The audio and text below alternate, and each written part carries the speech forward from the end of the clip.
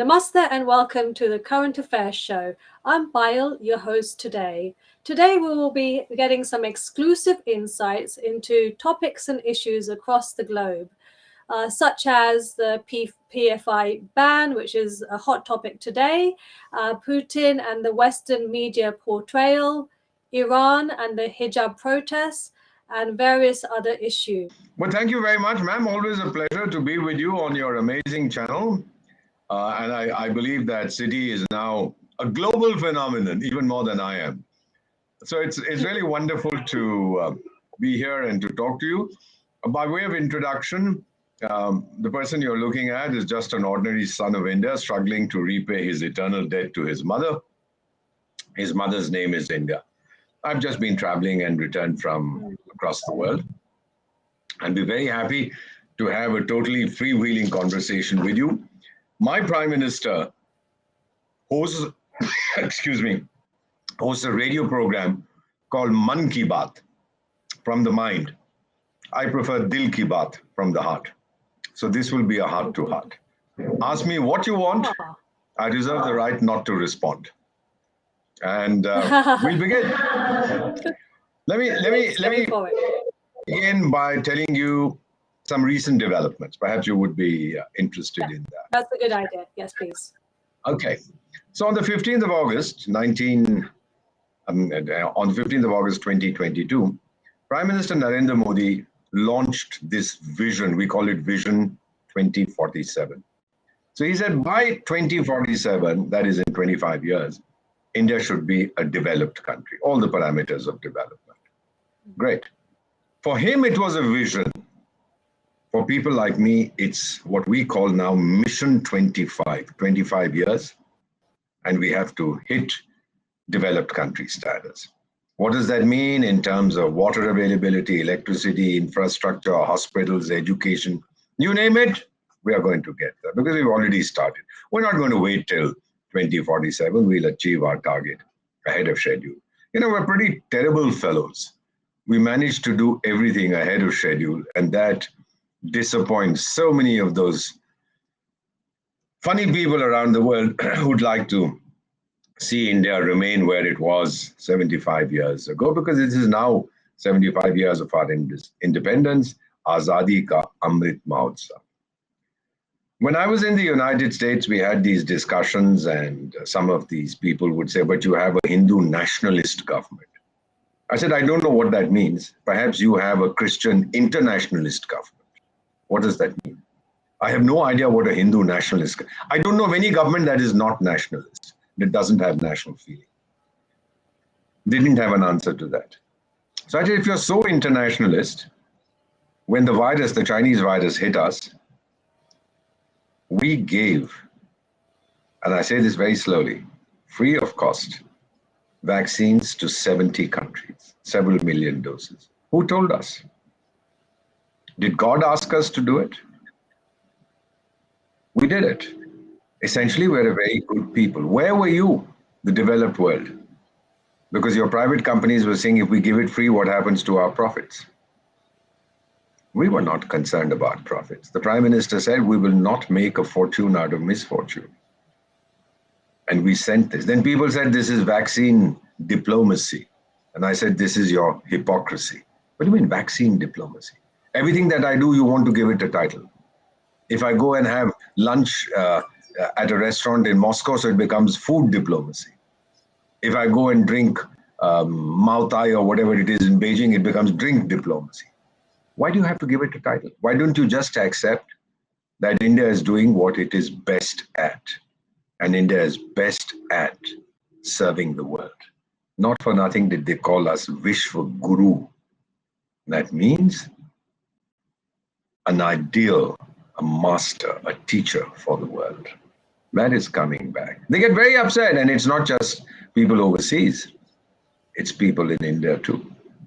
For 200 years, ma'am, others determined my destiny.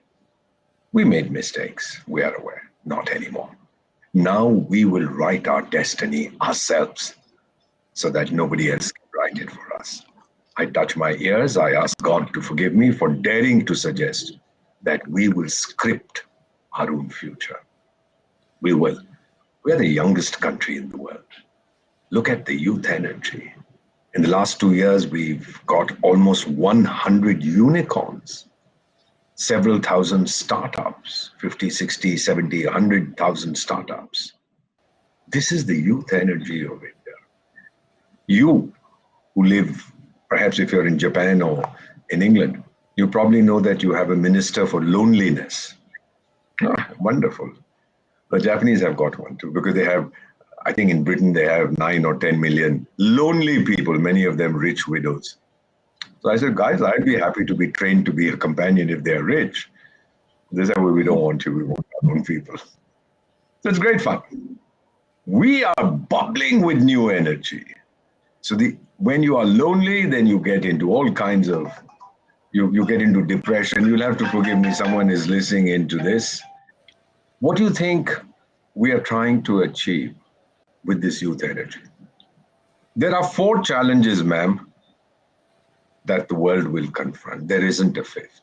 Anyone who tells you there are more than 4, Ukraine is an unnecessary distraction. We'll talk about. The first challenge is health.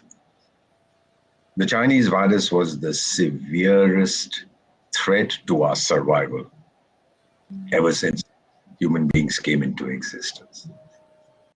I recall how we floundered in 2020 and 2021. We didn't know how to deal with it. Something like this had never happened before. No one knew how to deal with it.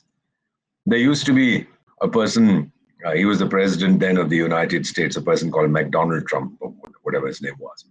And he wrote to us saying, I need hydroxychloroquine and I need paracetamol and I need all this, and we sent it. And he tweeted, India has been great, we shall never forget. 2021, we had this Omicron variant. We had no idea how to deal with it. Now we have a lot of people saying, you should have done this, you should have done that. My question to them is, why didn't you tell us then? It's very easy to be wise after the event. Then we all have perfect vision, but not when things are happening.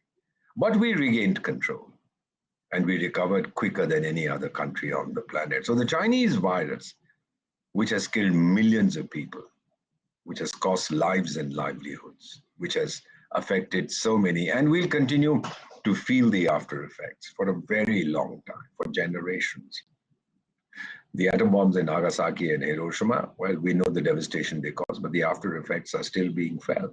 Similarly with the virus. The number of deaths, the figures keep changing, but you can look it up on the net, you'll find out how many millions have been killed. So China sent its visiting card to 200 countries. Its visiting card said virus. India sent its visiting card to 200 countries. It said vaccine. That was the difference. China gave an example of its power to hurt. I showed you the power of my example to help. I am privileged to be special advisor to 3 governments in Africa. And all 3 leaders told us, thank you, India, for sending us vaccines. Thank you for sending us your people to train us. Thank you for giving us the COVID platform, which is a brilliant software you can deal with any kind of medical situation. They said, we don't know how to use it. We said, we'll train you. And how much money did we charge? 0. Why do we do this? Because, ma'am, you might think it's funny. You might think it's a cliche. We do believe in Vasudhaiva Kutumbakam. The world is one family. We've always believed it. So the virus is going to be our biggest challenge. And who's going to deal with it? Young people. They are going to come up with new ideas. How many countries could have done 2 billion vaccinations? I repeat, 2 billion vaccinations in just over a year. Well, we did it. And it's become a national movement. I have lost hundreds of doctors, nurses, frontline workers. Why did they sacrifice their lives? Because this was a moment of crisis for us. So how we deal with the virus, and we will eliminate it. We'll deal with its long-term effects too. India will show the way. That is our major challenge. The second is climate change. And look at the floods ravaging my neighboring country, I forget the name of that country, they keep fighting with us. A third of that nation is submerged. And when we tweeted, our prime minister tweeted and said, look, we are very sorry. Contained in that was a message, guys, we're willing to help, but they won't take help. They said, well, unless you solve the Kashmir issue. And I've heard one of their politicians saying, if the Kashmir issue is solved, the floods will recede. There'll be no more hunger in the world. The Ukraine crisis will be solved. These fellows have lost it. So climate change, you're seeing unseasonal rains, you're seeing drought in China, food shortage around the world. The Ukraine crisis has made its contribution, but there are many, many other reasons. The main one is climate change. We've seen drought and wildfires in California. There was a time when armed police was inside department stores guarding drinking water bottles where people were stealing them. There was no water to drink. So climate change and how we deal with it will be our second biggest challenge. And India, again, is uniquely positioned to take the lead because we've never damaged our planet. We call it Dharti Ma, Mother Earth. Nobody hurts your mother. We've not done it at all. But there are others who have. And then they say, well, India should pay the price and some developing countries should take lead. Yes, we are. But damage the planet? Come on. Now, give me a break. We worship mountains. We worship rivers. We worship trees. We are the most eco-friendly nation in the universe, in human history. What is our river? We call it Ganga Ma. We call it Jamuna Ma. We call it Saraswati Ma. She's the mother. This is India's ecological contribution to the world. The third challenge will be economic recovery. How do we do it? We are going into recession. Everybody who's a conventional economist is saying, now this will happen, that will happen, everything will happen. Well, when the colonial experiment started several hundred years ago, the fellows who came to colonize Latin America, Asia, and Africa did not come in aircraft. There were no planes. They didn't come in motor cars. There were no motor cars. They didn't come by train. There were no trains. They came through the waterways because the seas were open and free. And so recovery today will also begin with free and open seas. And that's why we exercise and assert the right to free navigation. But there is this character called Dingling, Pingling, whatever his name is in China. He says, sorry, buddy, the Pacific Ocean belongs to me. We said, how come? He said, well, I found under my bed a paper that said my great-great-great-great-great-grandfather went there, he drowned, so it belongs to me. So I mean, when I heard this kind of rubbish, I told one of my friends from that country, I said, buddy, even I found a paper which said my great-great-great-great-great-grandfather died in Beijing, so China belongs to me. This kind of nonsense has to be called out, and it is being called out. And the fourth thing is the new technologies. And look at the stuff that we are seeing today. You know, we are leading the world in digital technology. We have the largest number of online transactions ever of any country. The largest number. You know, the number is, you can check it on the net, several million, 40, 45 million every day.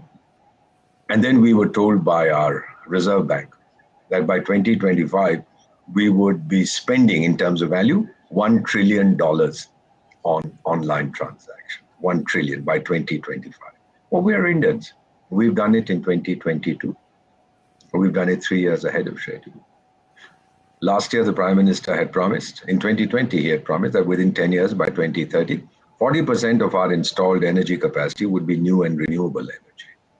40% within 10 years. When did we achieve it? Last year, 9 years ahead of schedule. This is not the things that they like to be told, but this is not the India that I was born in, where we took for granted delays and corruption and what have you and what have you. This is the new India. These youngsters, whether it's in agriculture, in industry, look at the startup apps that we have for our farmers. We have a population of 1.35 billion. I have 1.7 billion mobile connections, and I have 1 billion smartphones. Ma'am, that's a figure to be amazed about. And with these smartphones, when I needed a social security net for our population, for 800 million people, we started giving free food grains up to a certain limit. 400 million received cash subsidies directly into their bank accounts. So when I set a world record by opening 300 or 350 million bank accounts, practically within a few months under the Pradhan Mantri Jan Dhan Yojana, the Prime Minister's public money thing, people laughed at us and said, aha, what's going to happen? Well, what happened was that we were able to transfer the money directly into their bank account. So the groundwork was done. And now we are reaping the benefit. Today, India is a digital country. Everything I do, as far as I'm concerned, my wife of 45 years and I, 95% of our purchases, including vegetables, is online. We just get onto the phone, open the app and say, all right, bring this. And do you know what? The latest? Fresh vegetables, ma'am, we live in the nation's capital in New Delhi. Fresh vegetables arrive in 10 minutes. I don't know how they do it. Maybe they have chaps on motorcycles outside my house waiting with the vegetables. 10 minutes. How do you do this? Because they have their delivery people, or there's logistics. Yeah, these are the young kids who are doing it. So therefore, with this my median age is 29, which means half of all Indians are above 29, half are below 29. Japan is the oldest country in the world. Their median age is 49. Half of Japanese are above 49, half below 49. So I keep joking with my Japanese friends. I say, you guys have forgotten how to make babies. We'll teach you, we have the technology. Yeah. Last year, Japanese mothers produced 900,000 babies. We produced more than that in New Delhi alone. So we laughed about it. Because we are, as a young nation, as a startup nation, as a digital nation, we are going to show the way.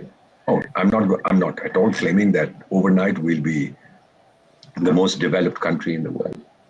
But the first thing that has to be done when you embark on the process of development is to liberate the mind. And that's what we've done.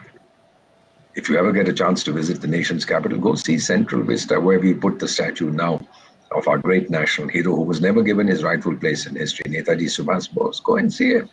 The number of people who come and salute get inspired by this man who used the Japanese, who was friendly with the Japanese, and along with the Japanese army, they came up to northeastern India. They fought. That's a different matter that it turned out to be something else. But he realized that the only way to boot the British out was through military action.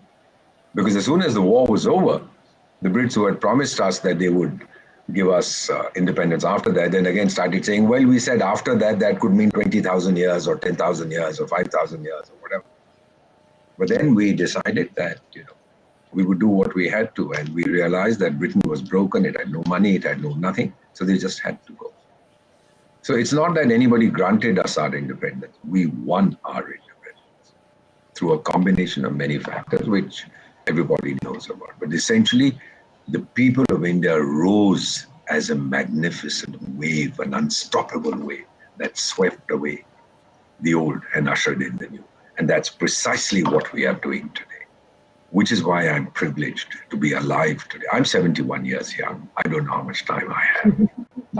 But what I'm seeing today makes me say, thank you, God, for letting me witness this climacteric, this milestone in my country's development. And my prayer to God, once I leave my body, is when my ashes are strewn across the country, as I've requested my family, scattered in the dust, silent I remain.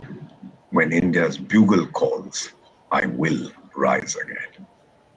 I have no country other than India. I have no mother other than India. I serve her as best as I can.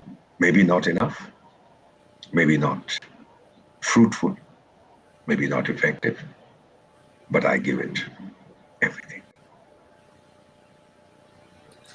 What an inspiration. I like to say, I think just what you have just said, it's a fantastic reminder and a good reflection of where India was even just 10, 15 years ago as well.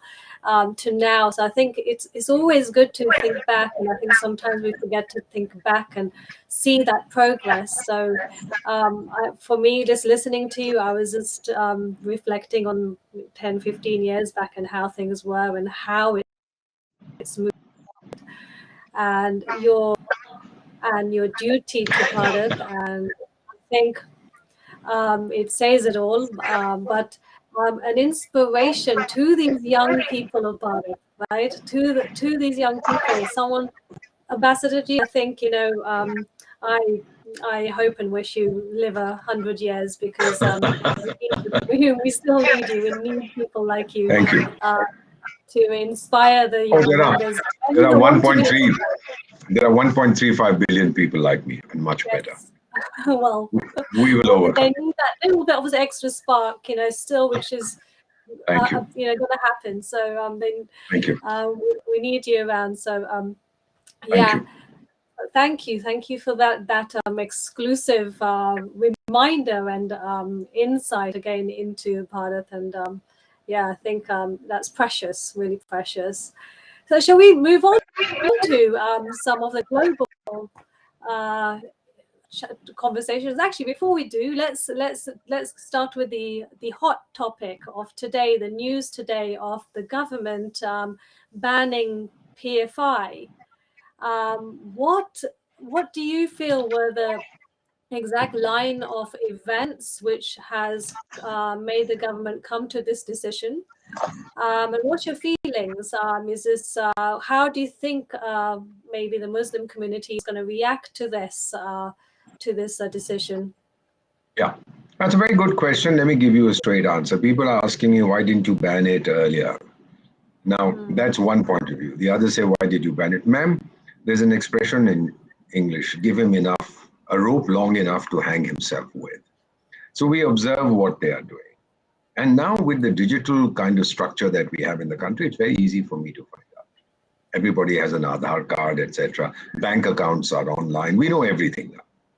So when we got some information from our friends in India and overseas that these fellows were up to no good and that they were doing funny things here, and they're particularly Muslim chaps.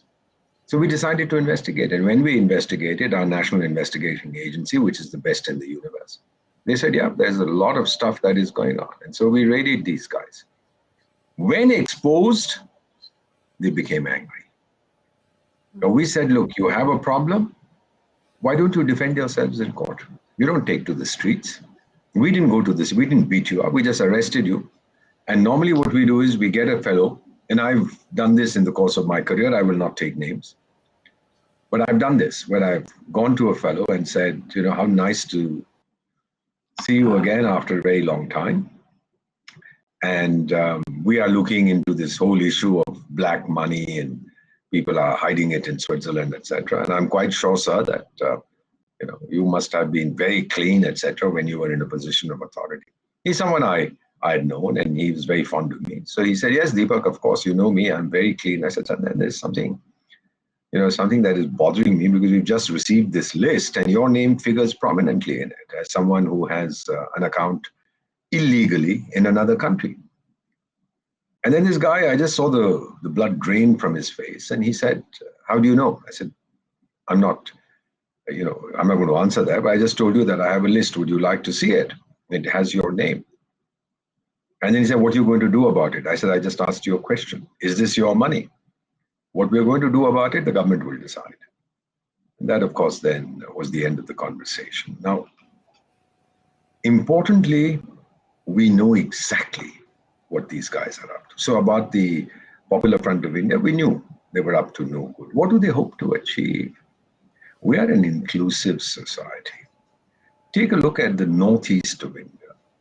I've been there several times. I go there every year. But almost from the time of independence, we had insurgencies raging across 3, 4, 5 states in the northeast. Today, it's the most peaceful part of the country. This is the strength of Mother India, the inclusivity. Listen, you have a problem? Come on, sit down across the table. And I've seen this when we were doing the agreement with the Sikhs over, we called it the Longowal Rajiv Gandhi Accord. So they all came and we were all there, and we asked our Sikh friends, how many things do you want? They said, we want these 7 things. We said, all right, we give you these 7, plus we'll give you 8, 9, 10, 11, and 12. How about that? And then they looked at each other and they said, Bole, so Nehal, the agreement was signed. Now, this is what a mother does. Mother is indulgent towards her children. But when they're naughty, she admonishes them. So we told these guys, sit down. And initially, they were being very tough. They had political support, etc. And then we have this neighboring country, I forget the name, that keeps fighting with us. So they were getting support from them. And finally, when we realized that we had a watertight case, we swung into action. Hundreds of them were arrested. And then others started demonstrating. So we told the demonstrators that, are you aware of what has been happening and how you're being exploited and misled? Many of them, and I know this for a fact, said, no. What evidence do you have? We said, do you want to see some of it? They said, yes. And let me assure you what I was told. When several dozen of them were shown the evidence, they said, oh, they never told us this. We said, nobody's going to tell you that he's up to no good. They were using you as cannon fodder, as guinea pigs, and you fell into the trap. So therefore, those who think that we are targeting the Muslim community, absolutely not. We'll target anybody. I mean, amongst the people that our enforcement agencies and the Central Bureau of Investigation has been reading, there are far more Hindus than there are Muslims or Sikhs. So it's not a religiously oriented process to investigate those who violate our laws. It doesn't matter. The law is religion blind, at least in India. Mm-hmm. So that's what we are doing. And if people are getting excited about this, good luck. In a few weeks, they'll simmer down. There was so much of excitement about the Citizenship Amendment Act. These guys were responsible for all the demonstrations and for all the destruction of public property. So now we ask them, who's going to pay for that? When we show them their videos, and this is, again, I keep repeating, ma'am, this is the digital age, the age of the social media. A fellow comes on the social media and sends it to his chaps and saying, look, I did this and I did that. He doesn't realize that it'll come back to haunt him, which is happening now. He says, no, I never said this. We said, well, here's your video. What do you want to say about it? Oh, I may have said it in a moment of whatever. So did you say it or did you not say it? And the guy turns, yeah, but I didn't mean it. We said, well, happy birthday. Now that we've nabbed you, you didn't mean it. But all this while, you didn't tell anybody that you didn't mean it. So one has to be so careful. And we were able to get these guys. They were up to no good. They were challenging the integrity of India. Some of them even thought they would Islamize all of India. Well, your religion to you, mine to mine. We are very happy the way we are as a secular democratic nation. And now that they've been exposed, you can expect a few more. I remember when there used to be some Kashmiri fellow, we nabbed him and we shot him actually in an encounter, and some others were nabbed. And then our friends from across the border would say, oh, these are freedom fighters and martyrs. Even that chap who destroyed the Twin Towers, that son of Laden fellow, some Bin Laden character, they described him as a martyr. And the Americans didn't like it at all. So these fellows have totally lost it. And that is the reality of the Popular Front and the action we are taking. Ma'am, you challenge the integrity, safety of our people, the integrity of our country and the safety of our people. We will neither forgive nor forget. And I tell many of these people whom I come into contact with, irrespective of their religion, ask whichever God you believe in to forgive you, because India won't. India will not forgive you. So clearly said. And yeah, to the point and so clearly said. But I just had a thought. How many are there? Because I was reading about the PFI's objectives, when they were first set up, and when I read them, I was like, what was even? Why did it even last for this long? Why has it taken the government so long to ban them? Because we're a very tolerant nation. We're very tolerant people. And we were observing what they were doing. Had we done it very quickly, more and more chaps would have. All those, what is the name of that woman who got a Nobel Prize for being an environmental activist? And all these fellows, I don't know. And there is some adult film actor from the United States. All of them got involved in the farmers' protest. So they would have got involved in this. Let me tell you something. One of these do-gooders who get involved in everything around the world, I met this lady somewhere, and she used to tweet. I don't tweet. She used to tweet a lot about Kashmir. In the course of the meeting, I sort of went across and I said, I didn't tell her who I was. I said, ma'am, I greatly admire your tweets. I hadn't read a single one. So as I'm told that you tweet a lot about Kashmir. Where is Kashmir? I've never heard of it. She said, oh, somewhere near Brazil. I said, yeah, happy birthday. So that's their level of intellect. But somebody gives her a few $100 and says, tweet this, and she does. They're not serious. But you are right. Why didn't we ban it earlier? We were waiting. We wanted to have a watertight case. There were many. There were, most of the information, and again, I'm not violating my oath of secrecy. Most of the information came from people who had seen through their own former members who came and said, look, they're up to no good. So it's something that always happens. Are there other organizations similar to PFI which are there and are on the verge of being banned, do you think?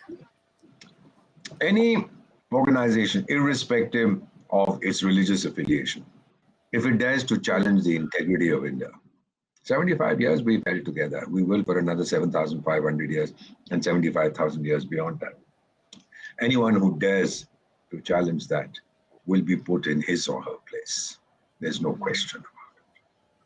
This is, we are now unstoppable. We are on a roll. We don't want anyone to erect barriers, cofferdams on our way to our destiny. Yeah. It's a strong message. It's a real strong message for people. I wear my heart on my sleeve.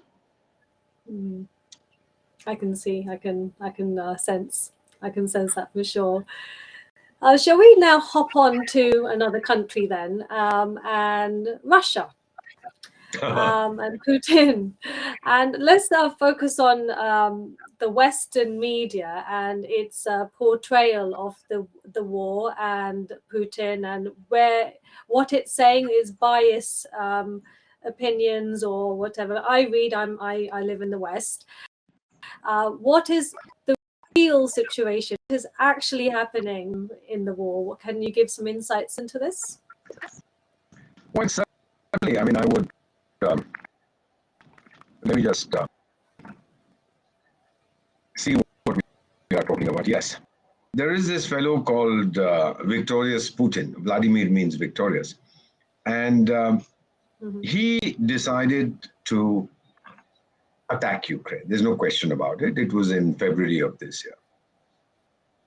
Prior to that, in November, which I don't see any of the media talking about, November of 2021, the United States and Ukraine had signed a strategic partnership, which said that we are going to fix Russia, we are going to do this, that, and the other. And since 2014, according to the figures that we've seen, some 18 or I use Indian equipment. I'm not sure whether the Chinese are playing around. They can't. Mr. Putin decides that he's going to invade Ukraine, and he does so in February. And the whole world says, terrible fellow, terrible fellow. And what did he say all along? He said, I don't want NATO on my doorstep, because I have seen the breakup of the Soviet Union. The generation that is in power in Russia are those who saw the USSR break up, and they still lament it. The generation that is in power in Europe and the United States especially is the generation that saw the breakup of the Soviet Union, and they're still exulting. So in November last year, the US and Ukraine, and this is not talked about in the Western media, signed this strategic agreement, which said that we are going to beat up the Russians and throw them out of Crimea or whatever. Which means that already by late 2021, Russia had already been deemed an aggressor by the West, by the super senior fellow who lives in Washington, D.C. Therefore, what happens? The war begins, and that super senior gentleman declares that Putin must go, and also says that he's a war criminal. Ma'am, once you have threatened him with the possibility that after he leaves, you'll haul him up before the International Criminal Court in The Hague as a war criminal. You think he's going to go easily? By saying these things, you are telling the fellow, look, carry on, buddy, because the day you decide not to, we're going to get you. And so the military industrial congressional complex in the US gets a lot of money, billions and billions of dollars, which, by the way, the Ukrainians will pay for. It's not gifted. Do you know during the Second World War, since you live in England, the US got involved. The war began in September of 39. The US got involved 2.25 years later after the Japanese did all those funny things in Pearl Harbor. And then the Germans also declared war, etc., etc. Where did Britain and the Soviet Union, after Germany attacked the USSR, where did they get their equipment and weapons from? From the United States. It was called Lend-Lease. It wasn't gifted. And the last repayment was in 2006. The last repayment to the United States for the equipment that it had supplied. So the same thing will happen with Ukraine. Several generations will pay for it. So once you have said that Putin is a war criminal, a terrible fellow, we have to put him up, well, he's digging in. Why did he attack? Because for him, it was an existential issue. He was preoccupied with preserving the unity of the Russian Federation. He had seen what happened to the Soviet Union, and he'll do whatever it takes. He's made that absolutely clear. He said, I'm not bluffing. I'll use any weapons that I have. He hasn't said I'll use nuclear weapons. He just says I'll use any weapon, whatever I have, to preserve the integrity of my country, because for me, it was a question of survival. Now, by invading Ukraine, did Russia in any way threaten the safety of the United States? Was it planning to gobble up California or Oregon or Arizona? No, there was no threat. But the threat is to Russia. Now winter is coming in. We are talking on the 28th of September 2022. Winter is setting into Europe. Already many European friends, and I have many, say, look, why are we fighting this nonsense for a nation that is not even a member of the European Union? I mean, till a year ago, whatever happened in Ukraine was no concern of mine. Why should I continue to suffer? It's a European war. I'm not involved. I was very happy with my heating. Now the Germans are saying you can only bathe twice a week or whatever. Lights have to be dimmed, etc. They're not used to this kind of hardship. I am. So therefore, the one issue that Vladimir Putin has used to get his country behind him is when he talked of that 2014 coup, which dismissed the legitimately elected government in Kiev.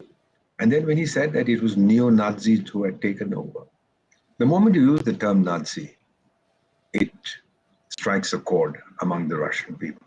Because the Soviet Union lost 30 million people during the Second World War, made much greater sacrifices than anybody else. The West claims victory, but it was really the USSR that broke the back of Cherie Adolf Hitler when he decided to attack, etc. We all know that.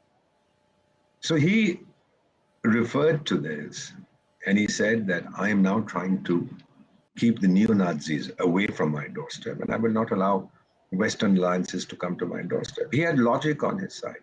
The West had emotion and sentiment on its side. Otherwise, when other countries attack smaller ones, why don't you get involved? I mean, the Chinese are doing all kinds of funny things, and everybody hums and haws and then does nothing, goes back to sleep. We took a stand when they attacked us in Galwan. We thrashed them. And that was, again, a milestone in the world's perception of China. The People's Liberation Army of China was exposed as a paper dragon. They ran away. And that nation, I lost 20 of my sons. We gave them state funerals. China has not even acknowledged its casualties. They say we lost 4. Then some newspaper said 8. Then another one said 12. So they go up in increments of 4. They lost over 100 people. But what kind of a nation that you can't give a decent burial to your own sons? So what we are seeing in Ukraine, nobody wants peace. Putin has achieved his objectives. This referendum, etc., that he's doing in 4 areas. Now they are saying we'll impose, and the referendum is in favor of Russia, so he will absorb these areas. So all the Western chaps, including that super senior fellow, are saying we'll impose more sanctions. You've already imposed 5,000 sanctions. What more? Will you tell the air not to go to Moscow so that he can't breathe? Or will you tell the sun to stop shining? So there's no sunlight in Russia. What more sanctions will you impose? He doesn't care. This is all bluff. This is for domestic consumption. So they don't want peace because it keeps the wheels of the armaments factories whirring. Putin doesn't want peace because he's achieved his objective and he will now calm down after this. The West doesn't want it, even though they are hurting. Now they are beginning to want it. The rest of the world says this is not a time for war. That's what our Prime Minister Narendra Modi told Vladimir Putin in Samarkand. He said this is not the time for war. And the West was ecstatic about this. Well, we tell the whole world this is not the time for war. If we've told Mr. Putin it's nothing very special. The only person, by the way, who wants peace in Ukraine is this fellow who lives in Rome. His name is the Pope. I don't know which Pope he is at the moment, but he's the guy who prays for peace. That's all he can do, pray. And I recall that great conversation between Joseph Stalin and Winston Churchill, where they were talking about what had happened, etc. And then he asked that Poland was, when the Germans invaded Poland, why did Britain declare war on Germany? He said, well, Poland is a Catholic country. And the Pope was very upset. So we declared war. And then Joseph Stalin asked the counter question. All right, Mr. Prime Minister, how many divisions does the Pope have? That you got so upset about this.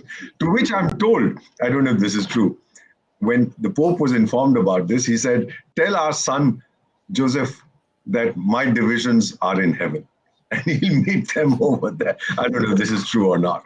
But the reality today is, ma'am, that nobody, except those who are not involved, not directly involved, and that's the developing world who are suffering soaring inflation, food crisis, fertilizer crisis, energy crisis. They want peace. Nobody else seems to. Interesting. What if that's such a different perspective to what I'm reading every day in the news? So you're reading that one Ukrainian killed 50,000 Russians and they've got new weapons and he fired one of these artillery shells and 10,000 Russians died. Forget about all that. Yeah. It's so thank you. That's I think the audience will benefit from a different perspective. That's essential to see the other side, because I'm just tired. I'm just really tired of looking at the Western. Absolutely. Everybody is tired. You tell your adversary that I will defeat you and then I'll execute you. The fellow will fight like hell because he's going to die anyway. He's going to make sure that you don't defeat him. Yeah. Do you understand what I'm saying? Uh-huh. When you're threatening to take him, you declared him a war criminal, you say, well, I'll show you now. And if there's a war criminal, after what happened in Iraq and Afghanistan, you know who it is. I don't need to take names. Yeah, of course, we know. We'll stop there on that topic and move on, shall we? Shall we move on to Iran? What I would call the Devis. We're in Navratri right now, and the Devis who are fighting for their rights and protesting with their Shakti on not having to wear hijabs. Now, I see, I'm hearing the world, there's so much support. The bottom line is are the protests actually going to be of any benefit? Is there going to be a regime change, do you think? Is it heading there? All right, let me answer your question. I know that country very well. I have lots of friends there. And I've served in certain assignments where we coordinated our actions very closely. I've seen women in France, I think in Germany, in the United States, of the Muslim community, in Hungary, protesting because they were denied the right to wear the hijab. In Iran, they are protesting because they are being forced to wear the hijab. So it's two different perspectives. And what we are seeing, ma'am, if it becomes a people's movement, what brought the Shah down was a people's movement. I was your ambassador. I was in my country's ambassador for over 5 years in Sudan. What brought Omar al-Bashir, who, by the way, was a great friend of mine, he's now in jail awaiting trial by the International Criminal Court. And in a Sudanese jail, they haven't handed him over yet. What brought him down was a people's movement. Burkina Faso did a people's movement. When people come to the streets, we've seen this in Algeria, the Arab Spring, etc., etc. So I can tell you that the Iranian regime is running scared. We are seeing visuals of people being beaten up, etc., etc. It's not going to stop. You cannot impose a doctrine that you say is 1400 years old on people living in 2022. We have to look forward, not backward. There are some of my friends, again, from the country that keeps fighting with us. They talk of recreating Riyasat-e-Medina, the new Medina. I asked them, I said, you're setting your clock back 1400 years. We are all racing to the future. You are regressing to a primitive tribalism rooted in the past. Don't you realize what you're doing? And then they sort of say, well, but this, that, and the other. I don't want to get into a religious discussion with you. No. But the important thing is that we in India, the state has no religion. I do. You do. Everybody does. You're at liberty, but the state doesn't. We don't enforce our views on anybody. At the same time, we say you respect everybody's views. So in Iran, if it becomes a people's movement and it shows signs of becoming one, there won't be regime change, but there will be modification of existing laws. That's what I see happening. Well, I hope and pray there is some change. That there is no violence. We'd like to see the violence subside. Sure. Of course. Yeah. Those are our kids. This is the age of the internet, of instant communication. And they see what women in America and England and India, how freely they roam around, etc. They 2 o'clock, 3 o'clock in the morning, they're at nightclub. Let me tell you a little story. This is many years ago when I was ambassador to Poland. We had at a dinner, and my counterpart from one of the Islamic countries was there. And my daughter called, and it was about 9 o'clock in the evening in Warsaw. So she couldn't reach her mother, so she called me, and I said, yeah, sure, darling, go right ahead. So this person from the Islamic country said, who was that? I said, that was my daughter. And it is 3 o'clock in the morning in New Delhi. And she was asking for permission to visit a nightclub with some of her girlfriends. So this person looked at me in absolute horror. I said, 3 o'clock in the morning, going to a nightclub? I said, sure, what's wrong with it? And she wants to go, she's got her friends, and they'll have fun. It's a safe place. He said, well, in my country, we would not have permitted a daughter to go out. Second, if at all, the morality police would have nabbed her and beaten her black and blue. So I said, who are you to deny human rights to that person? She wants to have fun, she does. That's India.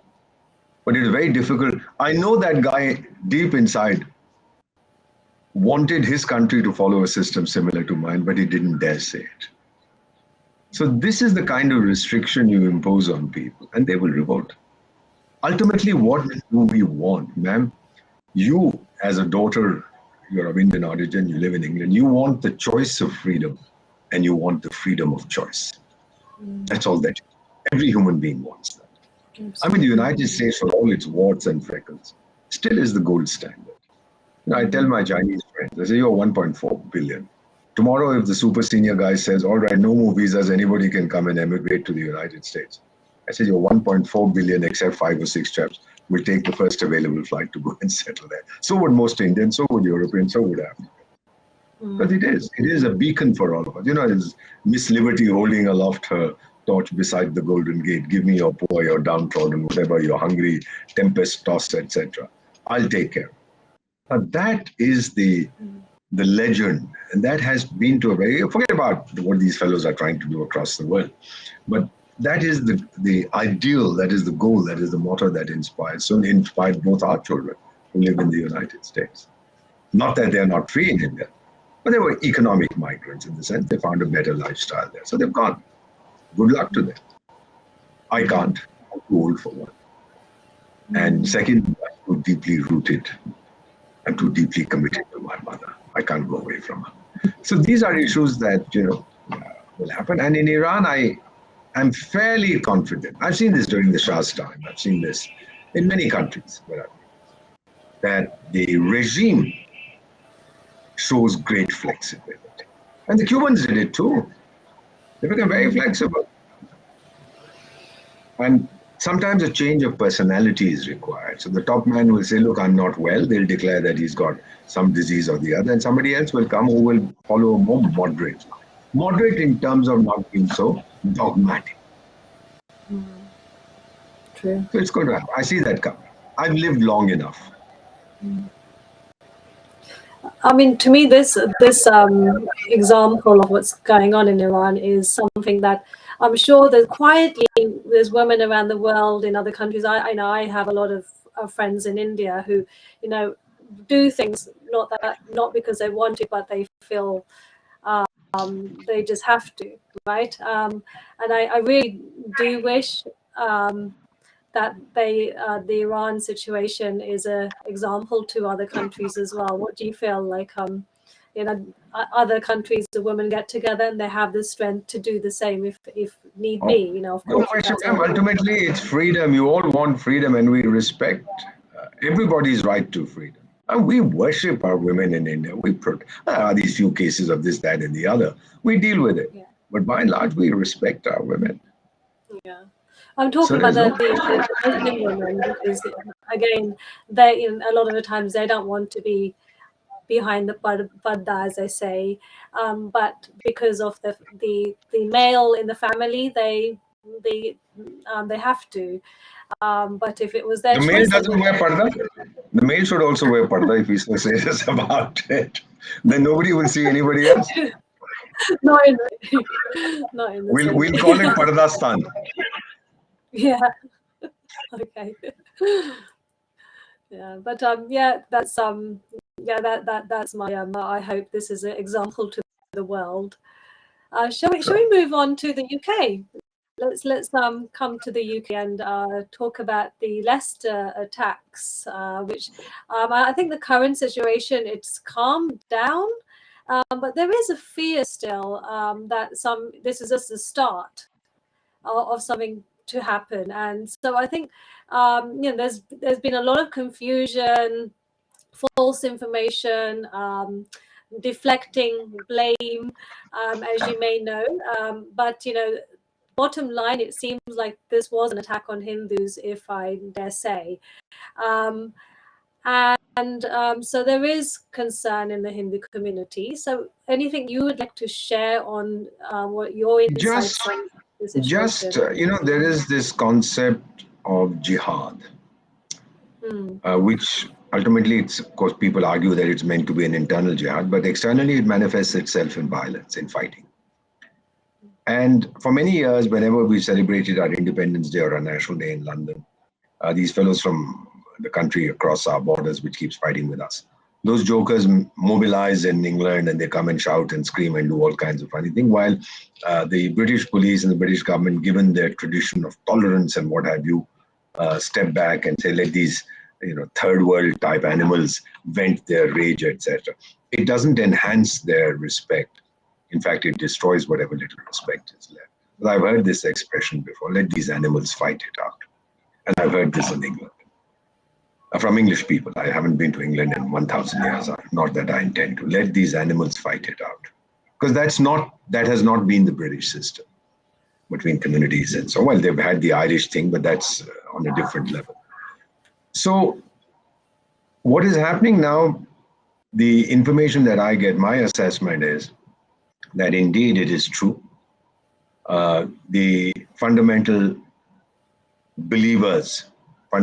believers of violent version of Islam, which is totally intolerant of other religions. So we all become kafirs. If you don't believe, that's it. You have the right not to exist. So they are getting together and they are trying to show that they are becoming a potent force. The target today to demonstrate that they are becoming a potent force is the Hindu community. The target tomorrow will be the country. There was a video which I'm told has been verified of something similar in Denmark. I don't know if you've seen it.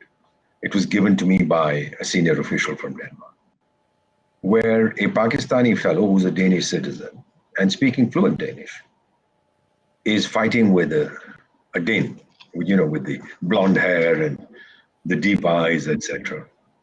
And what he's saying to him is that, you guys better watch out because your women don't produce children. I mean, 10 Danish married women or unmarried women, between the 10 of them, they'll produce maybe 2 kids a year. He said, but I'm going to be married to 4. We'll have 25 kids and we'll soon Islamize all of Denmark. And there was a crowd of Danes gathered around and they were whispering that, look at what this idiot is saying.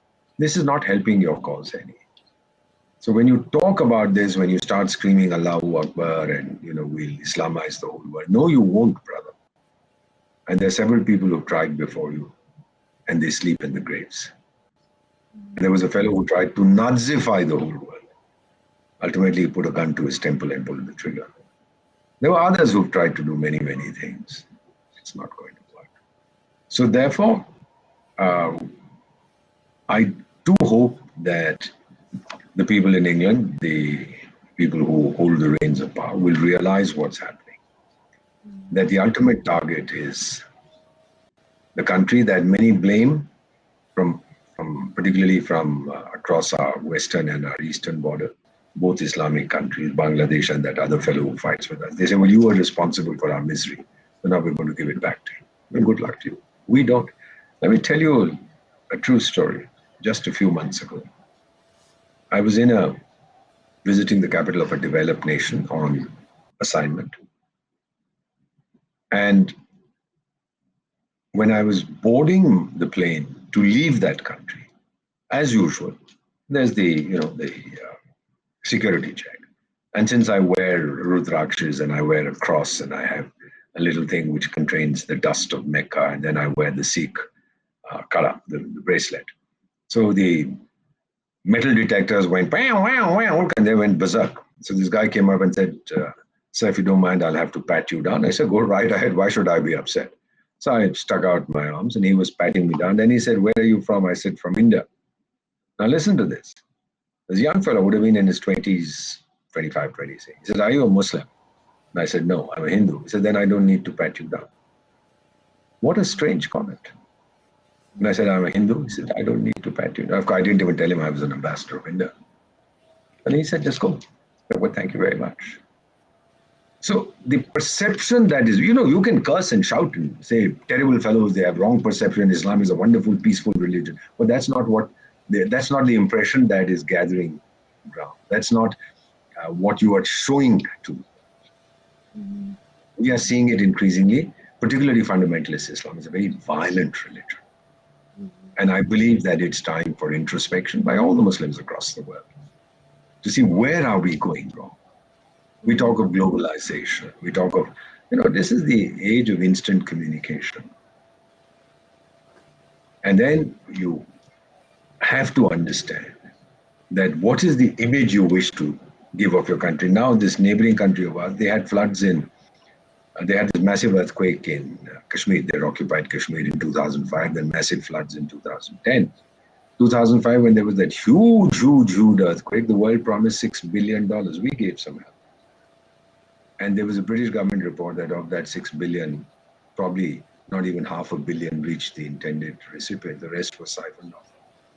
Now today, with the floods, they're saying we need 30 billion or immediate relief of 6 billion, 10 billion, whatever the figures. And the total commitment so far is 50 million. Even that is not come. The United States and the United Kingdom, which will be the disunited kingdom, so after the next Scottish referendum, they have said that, all right, we'll give the money, but our own people will administer it. We're not giving it to you. No one trusts them.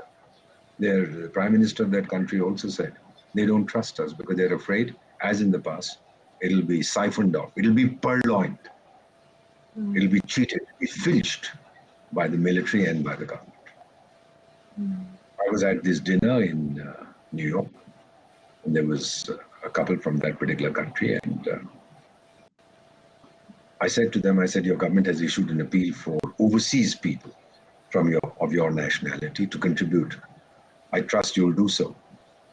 And the wife looked at me and said, Mr. Ambassador, can I be blunt with you? I said, yeah, ma'am, go right ahead. We're in New York. And she says to me, she says, the capital of my country is not New Delhi. Whatever we give will be stolen.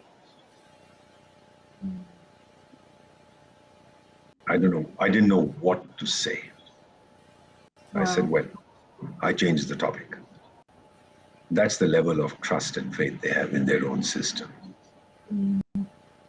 So it's like, it's like, this is a question I ask the world, all the leaders I meet. I'm fascinated, and I've read and reread and reread Alice in Wonderland by Lewis Carroll. And there is a particular portion where I think it's the caterpillar asks Alice, who are you? And Alice responds, who am I? Ah, that's the great puzzle. I don't know who I am. And that is what the world today seems to me. Doesn't know what it wants. Then there is another episode in one of the characters. Alice says, can you show me the way out? So that person, that character, I forget who it was. Anyway, says, well, where do you want to go? And Alice says, it doesn't matter where I want to go. Then that character replies, then take any way. You can take any path, since you don't know where you want to go. So I ask many people, where does the world want to go? What is your destiny?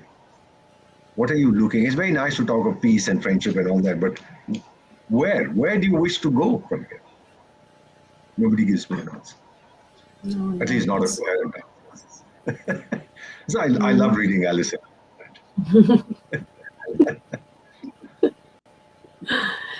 Well, where you can get your inspiration from, there's always different interesting places you can get your inspiration from, isn't it? Anyway, ma'am, it's just something that sometimes when I go to bed at night, I reflect, I pause, I think. Where are we headed? What is the world we are bequeathing to our children? We've struggled to build for ourselves a better world to live in. We've struggled to build a better world to bequeath to our children. Are we doing it? I'm not sure that we are. And there's one beacon of hope, and that's Guru India.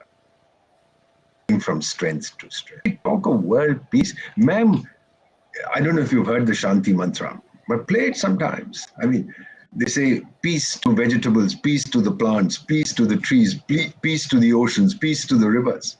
What are we talking about? Look at this culture that has worshipped peace, but also said that don't cross a limit. There are these various incarnations, representations of the mother goddess. One is the goddess of learning, Saraswati, music, knowledge, of peace. But then when you annoy her, she becomes Durga. She holds the khadga, the scimitar in her hand. Then she's unstoppable. When evil exceeds its limits, then she comes and says, now. And Shiv does his taণ্ডava, his dance of destruction. I hope we don't reach that. Because India's lesson is eternal. And I'm proud to be Indian. We always say save the planet, and I always think this. We're not saving the planet by listening to the wisdom of peace to nature and looking after nature. Actually, we're saving ourselves because, like you said, the planet is just going to kick us off. If it's and it's going to revive itself. Mother Earth is going to boot us out. Yeah, exactly. And she'll survive. She's not going to implode or explode. I mean, she'll be around, she'll suffer, and then in another few million years, she'll come right back. Yeah, absolutely. With probably better beings. I don't know if they'll be human. Better beings inhabiting her. So you did already touch on this, on the US and the US package, the aid package, which is going to the neighboring to our neighboring country. They say we are using it to fight terrorism. Oh, wow, what a great thing. They're going to use F-16 planes to bomb a few terrorist hideouts. Terrific. Who are they trying to fool? The trouble with these guys is they think that God gave all the intelligence to them. Everybody else is an imbecile. And, I'm happy to sell a nuclear weapon to a chap who wants to blow up his neighbor's house. Nuclear weapon to blow up his neighbor's house? Let's get serious. Nobody believes them. I don't think they believe themselves either. But it's the fiction that they maintain. And of course, we have said to them, and even as we speak, India's outstanding Minister for External Affairs, Dr. S. Jaishankar, former diplomat, is there in the US. And everywhere he said, we don't believe this, but we're not going to allow it to destroy our bilateral relationship, because there's so much else that we participate in, cooperate in. We are together. We are seeking to be friends and challenge and deal with other challenges. This is something that they have decided to do for their own. We know where the upgraded aircraft are going to be used. In fact, when US weapons were sold to that country many years ago in the 60s, we had said, look, guys, this is not a good idea. And they said, no, don't worry, they'll never be used against India. We said, oh, wow, you guys have invented weapons that fire in only one direction. Oh, wow, we'd like that technology. If you have a gun that only fires at the Soviet Union and not at us, we'd be delighted. Tell us how you managed to do that. Well, that was a joke at that time. But yeah, this has been an irritant, and we've made it very clear. The thing today, ma'am, which the millions of people who are watching your program do realize, we speak our minds. We're not afraid. We say after all, we're the fifth largest economy in the world. We've just overtaken that, what is that country called? Whatever. We've overtaken them. We're the third most powerful military in the world. After the United States is number one, because it spends a lot of money. Russia is number two. We're number three. China is behind us. Because the People's Liberation Army focuses more on internal security than on external defense. I have a battle-hardened military. So when we have this, we have political acceptability, we have international respectability. Happy birthday. I recommend this book by Ali Cyrus, an American diplomat. She wrote it 3 or 4 years ago. It says, India, our time has come. It's a book about India. Our time has come. How India is making its place in the world. And you know that it's a bestseller in that neighboring country that is always fighting with us. That India's time has come. Let's talk about another neighboring country then to finish this conversation off. China. Yeah, I've heard about it. Just a little bit of fun, really, actually, because some news has come out that maybe Xi Jinping was just self-isolating, and he wasn't really under house arrest, and there wasn't really this coup. So this whole rumor, it just blew completely out of proportion, really, isn't it? I understand what you're saying. Now listen, you're talking about the she who's a he, right? Yeah. It's she, but it's actually a he, right? So ping pong, or whatever, dingling, tingling, mingling, whatever the fellow's name is, the speed at which these rumors spread, and some of my Chinese friends said, wonderful news. He's not popular. They don't like him. What has he done? He's destroyed the country's economy. There's drought. Agriculture is suffering. International reputation in tatters. Nobody likes the Chinese anymore. These poor fellows, the good people of China, they travel overseas, they are looked at with suspicion. His military is bloated and pretty useless. So he's not done anything great except propaganda, pretending to be the greatest human being that ever trod upon this earth. He's not. He's a coward. And his own people are against him. So this was a dress rehearsal, I believe. He wants to be president for 10,000 years or something like that. They're going to have a meeting of the party's, the highest body. And they'll say, all right, buddy, 2 terms was the limit, but we'll give you 50 million terms or whatever. And even if you're dead, you can rule the country from your mausoleum, whatever. So, I mean, this kind of thing is ridiculous. But yes, that country stands exposed. Ma'am, the one challenge, you might remember the story from your childhood. Who is going to tell the emperor while those 2 scamsters were building his coronation robes, were stitching his coronation robes?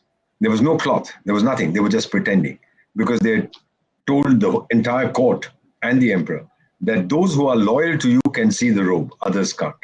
So everybody pretended, oh, what a beautiful robe they're building for you. They're constructing, they're stitching for your coronation. Till this little girl said, and when the emperor came out for his ceremony, she said, Mama, the emperor has no clothes. He's naked. Now who's going to tell Ping Pong, sir, you're naked, you have no clothes? And the moment someone tells him that, you'll see a people's movement in China. It's a matter of time. He's caused more damage. The impression that people have, oh, the Chinese never make a mistake and they think far ahead. Nonsense. There used to be a character called Mao Ding Dong. You've heard of him.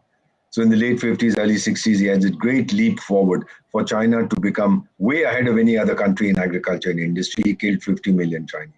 And when their families began to protest, particularly the older people, he launched the Cultural Revolution to introduce a new China. And so that died along. Actually, ultimately, I think the Ding Dong fellow in 76 or thereabouts did a favor to the world. He died. And thereafter, all kinds of other things happened. Then they said, oh, our population is growing. So they had a one-child policy for almost a quarter century. Then they realized it was a mistake and they abandoned that. Now they have this zero COVID policy. Mistakes upon mistakes. They've made more mistakes than any other country. I don't think they are smart. I think they're stupid.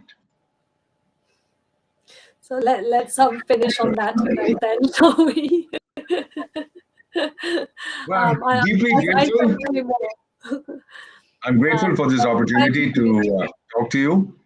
And if there are, to the millions of Indians who watch your program and to all the others, we need three things to build this future, the bright new future that we envision. We need self-confidence, we need self-reliance, and we need self-esteem. And we have all three in ample measure. Today, even God cannot stop us because He's on our side. He's telling us, carry on. I'm with you all the way. I say no more. I think that's a beautiful ending to an amazing conversation. And thank you so much for your, for your time, your valuable time, and your precious insights. So thank you, and we look forward to having you again soon for another catch up, shall we say? Looking forward. And thank you to the audience, and namaste to all. Thank you.